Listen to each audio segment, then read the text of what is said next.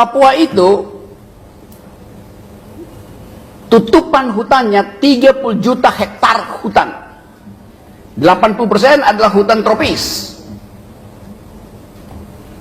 Saya hafal karena saya orang hutan.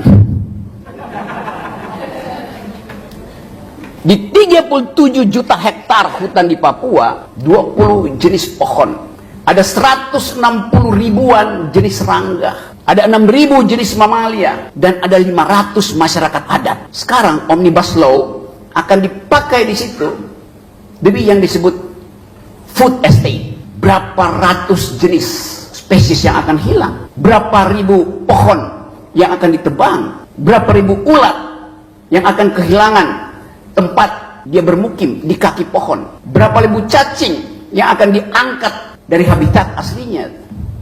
Berapa ribu burung yang tidak mampu lagi bersarang. Itu pertanyaan politis, bukan sekedar pertanyaan etis. Politik apa yang menyebabkan Omnibus Law itu memaksakan untuk merusak alam Papua? Namanya politik akumulasi. Padahal di dunia ini, seluruh pemenang Nobel dalam 20 tahun terakhir ini tidak lagi bicara tentang akumulasi, tapi tentang distribusi, tentang kesejahteraan, welfare. Dan itu yang kita baca di semua jurnal internasional. Tadi saya baru baca tulisan di Foreign Affairs.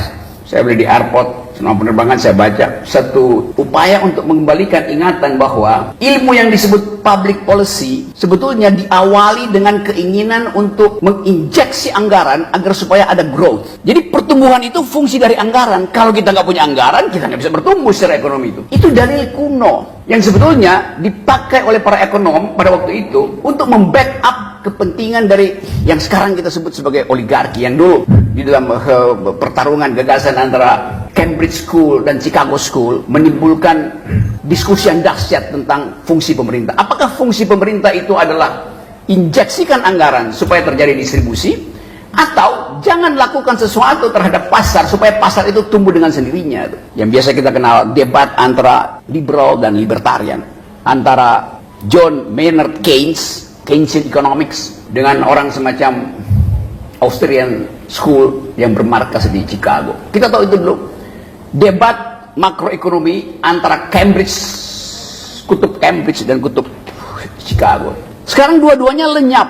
Karena tadi problem environment. Gak ada gunanya berdebat kalau setiap kali habis berdebat ada pohon yang dipangkas untuk kepentingan infrastruktur. Saya mau mengingatkan ini karena seluruh dunia sedang menyoroti soal ini, bahwa pemimpin ke depan kita minta supaya bisa melindungi warga negara dan warga hutan. Kita nggak bisa tunggu misalnya pemerintah keluarin statement bahwa oke, kita menunda carbon trading atau zero emission itu sampai 2060. Nggak bisa. Walaupun itu negosiasi politik. Dan sekarang negonya gagal karena ada perang di Ukraina. Maka semua negara menghentikan investasi di bidang green economy. Karena semuanya siap-siap untuk perang. Jadi bagian ini yang hendak kita soroti, supaya kalau kita kampanye nanti, siapapun yang mau jadi presiden, do they speak environmental ethics? Do they speak green economy? Kita nggak lihat ada perdebatan intelektual di antara capres-capres itu. Yang kita lihat adalah main TikTok.